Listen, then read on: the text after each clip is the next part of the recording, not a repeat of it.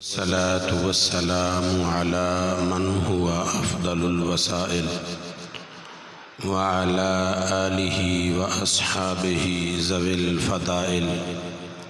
أما بعد فأعوذ بالله من الشيطان الرجيم. بسم الله الرحمن الرحيم. وَقَضَى رَبُّكَ أَلَّا تَعْبُدُوا إِلَّا إِيَّاهُ وَبِالْوَالِدَيْنِ إِحْسَانًا. قال الله تبارك وتعالى في الكلام المجيد والفرقان الحميد: أن اشكر لي ولوالديك. صدق الله العظيم. إن الله وملائكته يصلون على النبي يا أيها الذين آمنوا صلوا عليه وسلموا تسليما. الصلاة والسلام عليك يا سيدي يا رسول الله وعلى آلك وأصحابك يا حبيب الله. الصلاة والسلام عليك يا سيدي يا نبي الله وعلى آلك وأصحابك يا راحة العاشقين. لاش پہ عبرت یہ کہتی ہے امیر، لاش پہ عبرت یہ کہتی ہے امیر، آئے تھے دنیا میں اس دن کے لیے، لائی حیات آئے قضا لے چلے، نہ اپنی خوشی آئے تھے نہ اپنی خوشی چلے. آتے ہوئے اذاں ہوئی جاتے ہوئے نماز، آتے ہوئے اذاں ہوئی جاتے ہوئے نماز، اتنے قلیل وقت میں آئے اور چلے گئے.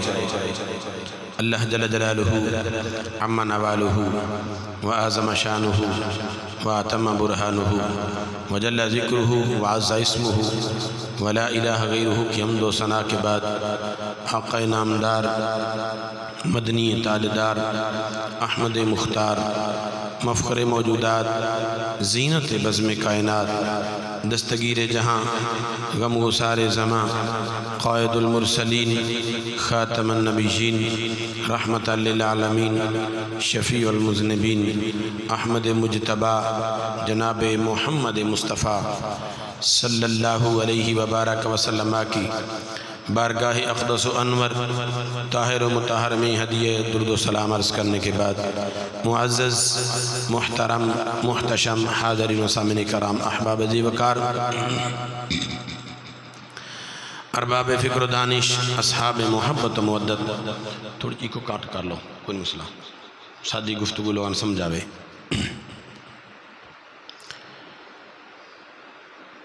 آج کی یہ پروکار محفل پاک بسلسلہ ایصال ثواب آپ کے اس مسجد کے پیش امام استاذ الحفاظ زینت القراء حافظ القاری مولانا محمد عاطف قادری صاحب حافظہ اللہ تعالی اور ان کے برادران، ان کے والد گرامی جو کہ اس دنیا سے رحلت فرما گئے، ان کی روح کو ایصال ثواب کے لیے یہ بزم سجائی گئی ہے. دعا ہے رب ذوالجلال ہماری اس حاضری کو اپنی بارگاہ عالیہ میں قبول منظور فرمائے، اور صدقہ پیارے حبیب صلی اللہ علیہ وسلم کا اور صدقہ جد الانبیاء حضرت ابراہیم خلیل اللہ علیہ السلام کی قربانی کا اللہ مرحوم کو کروٹ کروٹ جنت نصیب فرمائے. خالق کائنات جل وعلا نے ارشاد فرمایا: وَقَضَى رَبُّكَ أَلَّا تَعْبُدُوا إِلَّا إِيَّاهُ، کہ اے میرے بندے تجھ پہ ضروری ہے کہ تو میری عبادت کر، میں اللہ ہوں اور اللہ کی عبادت لازم ہے، اللہ کے سوا کسی کی بھی عبادت جائز نہیں ہے. ہاں البتہ میں رب ہو کر کہتا ہوں وَبِالْوَالِدَيْنِ احسانا، والدین کے ساتھ حسن سلوک کر۔ والدین کے ساتھ حسن سلوک کیا ہے؟ آگے والے جملے دیکھیں تو حسن سلوک کا ایک جو اشارہ ہے رب ذوالجلال نے یوں دیا، اف ولا تنہرہما۔ اف کا لفظ بڑا آخری ہنسا ہے، دل کے اندر جو کڑکڑاہٹ ہوتی ہے اس کا اظہار جو آخری حد آخری درجے میں ہوتا ہے اسے اف کہتے ہیں۔ ایک تو ہوتا ہے کہ بندہ سامنے کہہ دے ابا جی آپ تو ایسے ہی بونگیاں مارتے ہیں، آپ تو ایسے ہی باتیں کرتے رہتے ہیں، آپ کو کیا پتا آپ کی پیدائش 1950 کی ہے، اب 2021 چل رہا ہے، آپ نے یہ زمانہ نہیں دیکھا۔ ایک یہ ہے، یہ تو بڑی توہین ہے۔ ایک یہ ہے کہ ابا حضور جو آپ کہتے ہیں ٹھیک کہتے ہیں، لیکن دل میں کہے اف، اب باپ کے سامنے بول بھی نہیں سکتا، لیکن اف کروں تو کروں کیا۔ یہ لفظ اف بولا جاتا ہے نا، سامنے نہیں ہوتا، سائڈ پہ ہوتا ہے۔ باپ کی دل جوئی کے لیے سامنے تو بول دیا جو آپ نے کہا ٹھیک ہے، لیکن بعد میں کہتا ہے اف، اب کروں تو کروں کیا، یہ زمانہ جینے نہیں دیتا۔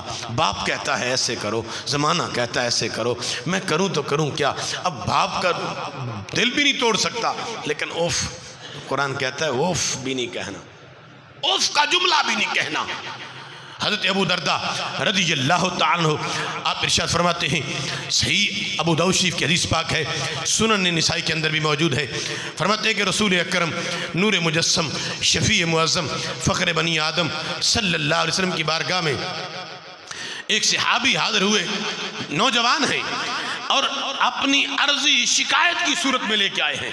کہتے ہیں یا رسول اللہ، یا حبیب اللہ، میں شادی شدہ ہوں، میں شادی شدہ ہوں، عیال دار ہوں، میرے بچے ہیں، میری بیوی ہے، میرے اخراجات زیادہ ہیں اور آمدنی بھی اتنی زیادہ نہیں ہے کہ میں کچھ بچا سکوں، تو میں اپنے بچوں کا پیٹ پالتا ہوں، اپنی بیوی کا نان نفقہ دیتا ہوں، لیکن اس کے باوجود میرا باپ کہتا ہے مجھے بھی دو۔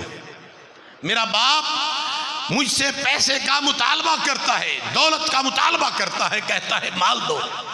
یا رسول اللہ میرے پاس مال نہیں ہوتا اور خواہ مخواہ میرا باپ مجھے تنگ کرتا ہے۔ استغفر اللہ معاذ اللہ۔ سید عالم نور مجسم شفیع معظم فخر بنی آدم صلی اللہ علیہ وسلم کا چہرہ انور، آپ کے چہرے کی رنگت چینج ہو گئی۔ فرمایا کیا کہا؟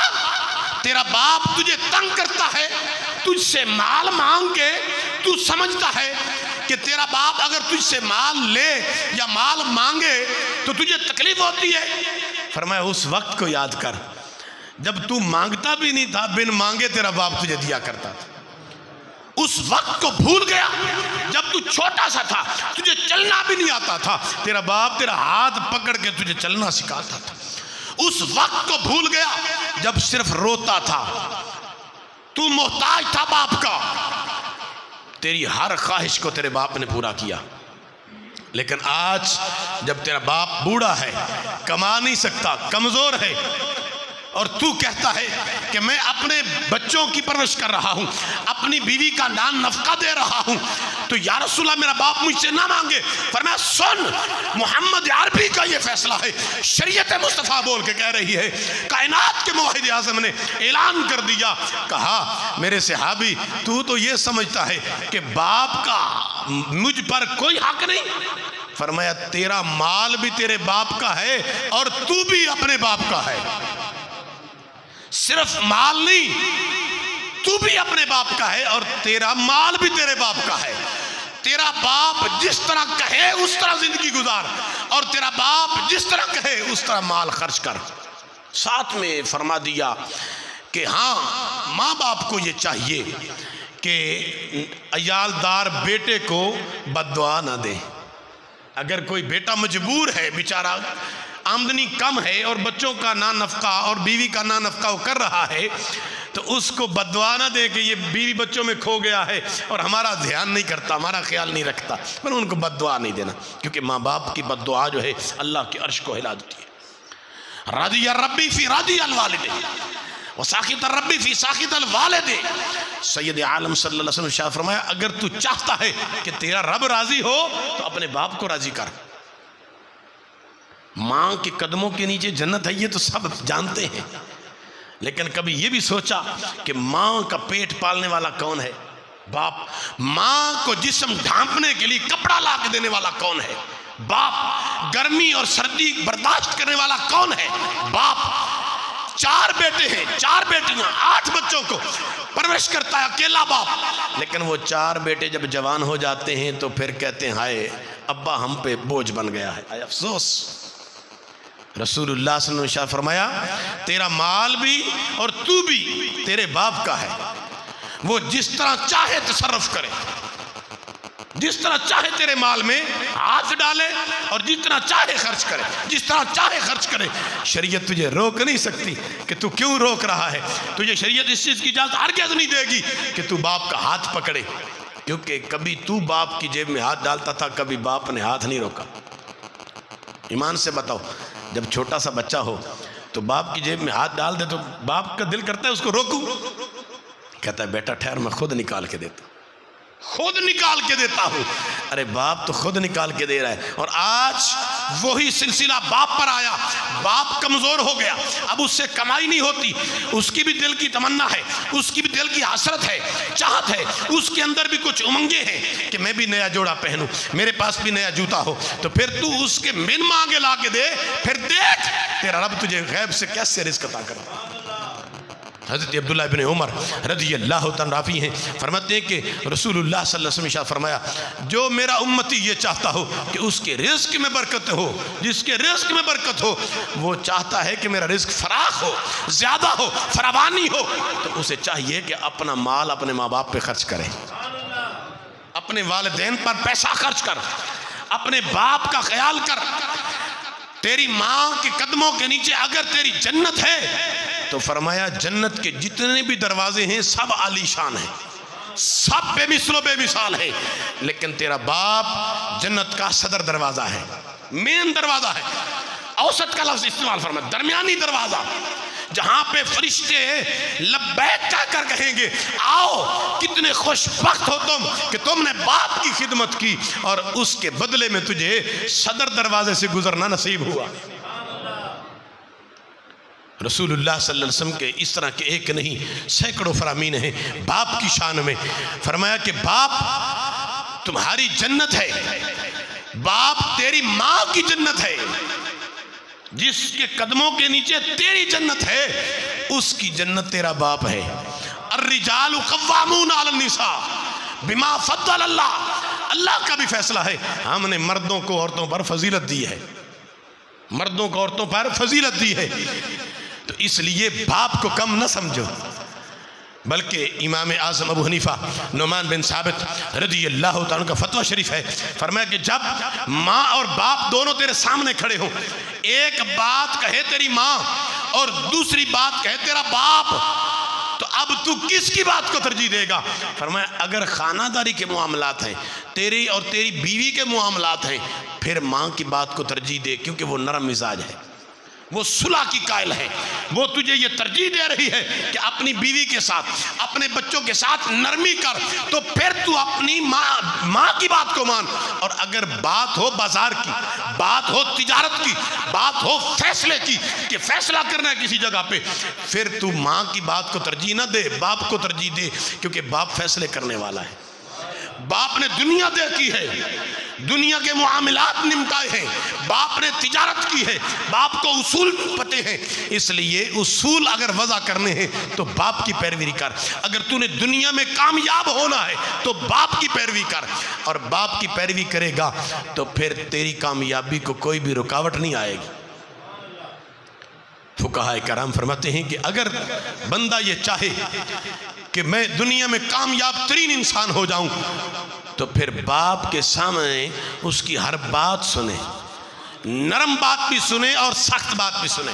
کیونکہ نرم باپ کی نرم بات جو ہے وہ بھی اس کے لیے باعث رحمت ہے، اور سخت بات جو ہے وہ بھی اس کے لیے ایک شجردار درخت جو نہ ختم ہونے والا ہے.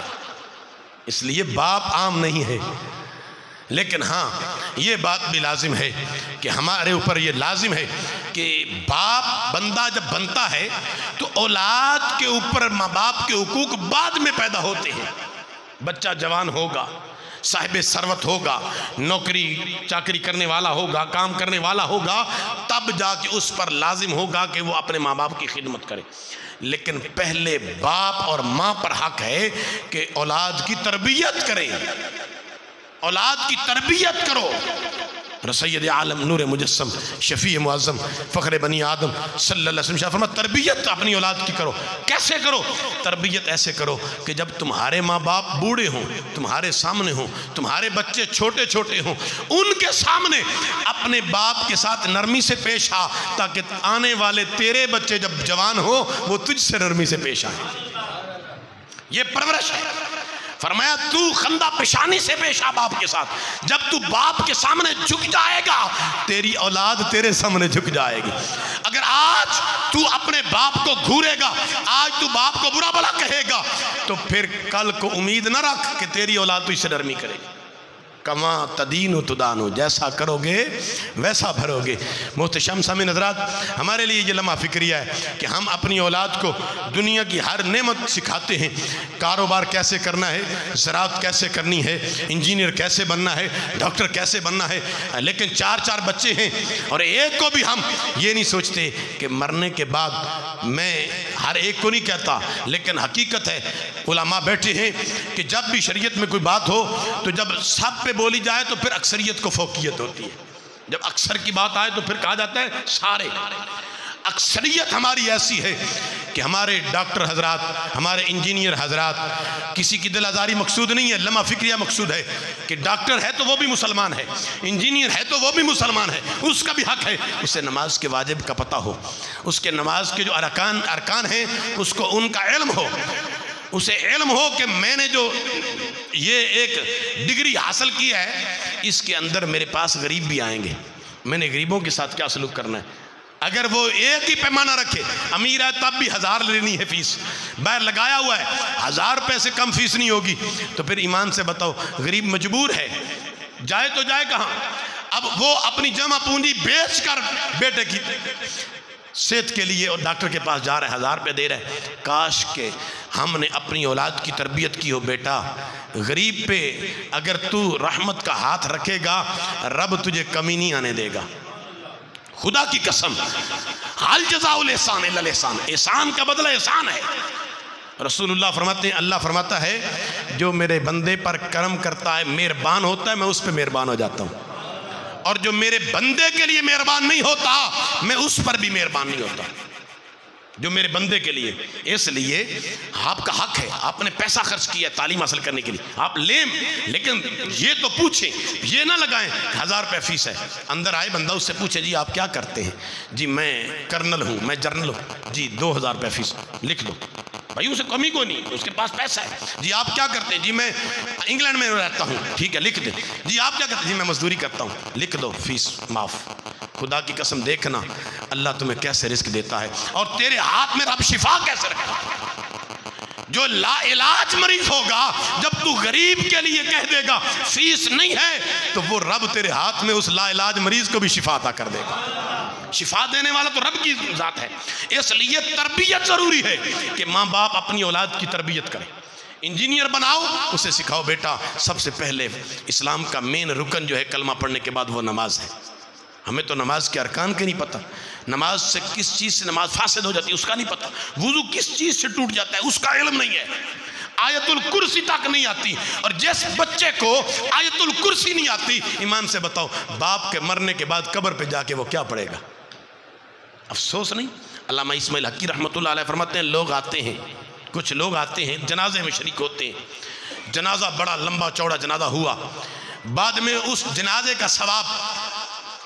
کا ثواب مرحوم کو دیا گیا. ایک ڈبہ کھولا خالی، دوسرا کھولا خالی، تیسرا کھولا خالی. وہ حیران ہے. ساتھ والے فرشتے مردے پوچھتے ہیں یہ کیا ہے؟ کہتا ہے یہ جنازہ پڑھنے والے آئے تو تھے گفٹ لے کے، لیکن گفٹ کے اندر کچھ نہیں تھا کیونکہ جنازہ آتا ہی کسی کو نہیں تھا. جنازہ آتا ہی کسی کو نہیں تھا. 100 میں سے 90% لوگ ہمارے ایسے ہوتے ہیں مسلمان کہ جن کی عمر 60 سال ہو چکی ہے لیکن جنازہ آتا کوئی نہیں. کیوں؟ اس کی وجہ یہ ہے کہ دین ہمیں ملا ہے ورثے میں. باپ نے کلمہ پڑھا تھا، باپ نے ہمیں پڑھا دیا. کبھی ہم کسی عالم کے پاس نہیں گئے علامہ صاحب میرا کلمہ تو درست کروا دے. کبھی ایمان سے گئے ہو؟ کسی کی 70 سال عمر ہے، 60 سال عمر ہے، ایک بار بھی گیا ہو صرف اس نیت سے علامہ صاحب میں صرف اس لیے آیا ہوں کہ میری نماز درست فرما دے؟ نہیں. باپ نے پڑھا دی، باپ پڑھتا تھا، میں اس کے ساتھ انگلی پکڑ کے مسجد جاتا تھا. وہ بھی پڑھتا تھا، میں بھی پڑھتا. وہ ایسے کرتا، میں بھی ایسے کر لیتا. وہ کھڑا رہتا، میں بھی کھڑا رہتا. میرے باپ نے کلمہ پڑھا لا الہ الا اللہ محمد رسول اللہ، میں نے بھی پڑھ لی لا الہ الا اللہ محمد رسول اللہ. کلمہ تک ہمارا صحیح نہیں ہے. اس لیے تربیت ضروری ہے کہ اپنی اولاد کی تربیت کرو. ایسے کرو کہ والد الصالح، تمہاری اولاد صالح ہو، تمہارے مرنے کے بعد قبر پہ کھڑے ہو کر اسے پتا ہو کہ رسول اللہ صلی اللہ علیہ وسلم نے ارشاد فرمایا کہ مرنے والے جو مسلمان ہوتے ہیں ان کی قبر پہ کم از کم اتنی دیر کھڑے رہا کرو جتنی دیر میں تم ایک اونٹ یا گائے ذبح کر کے اس کا گوشت بناؤ. گوشت بنا کے گوشت تقسیم کرتے ہو، جتنا ٹائم اس سارے پیریڈ میں لگتا ہے اتنی دیر قبر پہ ضرور کھڑے رہا کرو. اس لیے کہ نیا گھر ہے، اندھیری کوٹھری ہے، کوئی چراغ نہیں، اور وہاں فرشتے بھی ہیبت ناک آنے والے ہیں. جب تم کھڑے وہاں دروشی پڑھتے رہو گے، قرآن پڑھتے رہو گے، لقینوا موتاکم، اپنے مردوں کو تلقین کرو. تم تلقین کرتے رہا کرو گے اور کہو کہ اذکر، یاد کر اے فلاں ابن فلاں، یاد کر کہ شہادت اللہ الہ الا اللہ، تو گواہی دیتا تھا کہ اللہ ایک ہے، اللہ وحدہ لا شریک ہے. رضیت باللہ ربا، تو راضی تھا کہ اللہ رب ہے. وبالاسلام دینا، تو راضی تھا کہ اسلام دین ہے. وبمحمد صلی اللہ علیہ وسلم نبیہ، تیرا ایمان تھا کہ محمد رسول اللہ اللہ کے نبی ہیں، مرزا قادیانی نہیں ہے. یہ تلقین کرو اپنے مردوں کو. مفتی احمد یار خان نعیمی رہتے ہیں، فرماتے ہیں کہ جب مسلمان اپنے مسلمان فوت شدہ بھائی کو تلقین کرتے ہیں نا تو بعض اوقات ایسا ہوتا ہے فرشتے کہتے ہیں اب پوچھنے کا کیا مقصد، اوپر والے تو اس کو سمجھا رہے ہیں، اس کو بتا رہے ہیں جو ہم نے پوچھنا ہے، جو سوال مر ربو کا ربی اللہ، وہ اوپر والے تو بتا رہے ہیں شہادت اللہ الہ الا اللہ. ہم نے پوچھنا ہے بتا تیرا دین کیا ہے، وہ بتا رہے ہیں کہ تیرا دین اسلام تھا. ہم نے اس سے پوچھنا تھا کہ بتا تیرا نبی کون ہے، وہ تو بتا رہے ہیں کہ قادیانی نہیں ہے، یہ مسلمان ہے، محمد رسول اللہ کا غلام ہے. تو فرماتے ہیں فرشتے خاموشی سے پیچھے ہٹتے ہیں اور کہتے ہیں کہ مبارک ہو تمہیں، یہ دیکھ جہنم کی کھڑکی کھولی جاتی ہے، ہولناکیاں، بدبو، عذاب. کہتے تمہیں مبارک ہو، اللہ نے تجھے اس سے بچا لیا ہے. پھر وہ کھڑکی بند کر دی جاتی ہے، پھر جنت کی کھڑکی کھولی جاتی ہے اور وہ قیامت تک کھلی رہتی ہے. اس لیے اپنے بچوں کو حافظ قرآن، عالم دین، ایک نہ ایک بچے کو لازم بنائیں تاکہ مرنے کے بعد قبر پہ کھڑے ہو کر آپ کو کچھ نہ کچھ اس کا اثر محسوس ہو. کیونکہ اگر عیسیٰ علیہ السلام کا امتی ہو، عیسیٰ علیہ السلام کا امتی ہو، قرآن کا حافظ نہیں تھا، امام الانبیاء کا امتی نہیں تھا، عیسیٰ علیہ السلام کا امتی تھا، اور صرف پڑھا تھا بسم اللہ الرحمن الرحیم، اور پڑھا بھی کب؟ 4 سال کی عمر میں، بچپن میں توتلی زبان میں کہا بسم اللہ الرحمن الرحیم. تو اللہ نے کہا فرشتو اگر اس کا بیٹا دنیا میں مجھے رحمان اور رحیم کہے اور اس کے باپ کو میں قبر میں عذاب دوں تو یہ میری رحمت گوارا نہیں کرتی، میں نے اس کو بخش دیا. تو امام الانبیاء کا امتی ہو، قرآن کا حافظ ہو، قرآن کا قاری ہو، دین کا عالم ہو، مفتی ہو، اور وہ دعا کرے تو ایمان سے بتاؤ رب کی غیرت گوارا نہیں کرے گی کہ اس کو بخش دے. تو ہم خوش قسمتی سمجھتے ہیں حافظ عاطف صاحب کے والد گرامی کی، جنہوں نے اپنے بیٹے کو حافظ قرآن بنایا، قاری قرآن بنایا اور باعمل بنایا. بہت سارے حافظ نظر آئیں گے لیکن حفظ کرنے کے بعد داڑھی نظر نہیں آئے گی، نماز نظر نہیں آئے گی، قرآن بھول گئے اور پھر دنیا میں چلے گئے. اس کو حافظ نہیں کہتے. حافظ ہماری حفظ کی زبان میں یہ کہتے ہیں کہ جس طرح میں نے 26 مصلح سنائے، علامہ صاحب حافظ ہیں. حافظ ہماری زبان میں اس کو کہتے ہیں کہ جس نے قرآن حفظ کیا اور اس کو یاد بھی رکھا، اس کو یاد رکھا. ورنہ آپ میں سے کتنے بزرگ ہیں جن کو 10 صورتیں آتی ہیں، 20 صورتیں زبانی آتی ہیں، لیکن آپ کو کبھی کسی نے حافظ کہا؟ 1 2 4 صورتیں یاد کرنے سے حافظ نہیں بنتا. جو الحمد کی الف سے لے کر والناس کی سین تک قرآن اپنے سینے میں محفوظ رکھے اسے حافظ قرآن کہتے ہیں.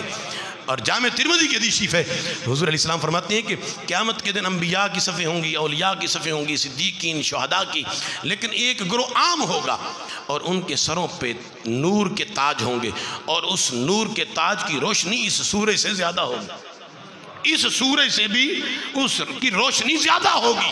سارے اللہ کے بندے کہیں گے اے اللہ یہ نہ تو نبیوں کی صفوں میں ہیں، نہ ولیوں کی صفوں میں ہیں، نہ صدیقین و شہداء کی صالحین کی صفوں میں ہیں، تو ہیں کون؟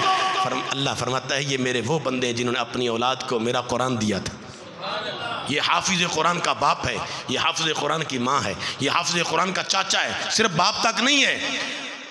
رسول اللہ نے فرمایا جو محبت کرنے والا ہے حافظ قرآن سے، جس نے محبت اور چاہت کے ساتھ ایک بار اس کو دیکھ لیا کہ یہ میرا بھتیجا ہے، نہ بھی بھتیجا دور سے بھی کوئی ہو، صرف یہ کہے کہ یہ حافظ قرآن ہے، اس کی خدمت کر دی. اس حد تک فقہاء کرام نے لکھا ہے اگر کسی نے حافظ قرآن یا عالم دین کو پانی کا گھونٹ پلا دیا اس کے لیے بھی وہ شفاعت کریں گے.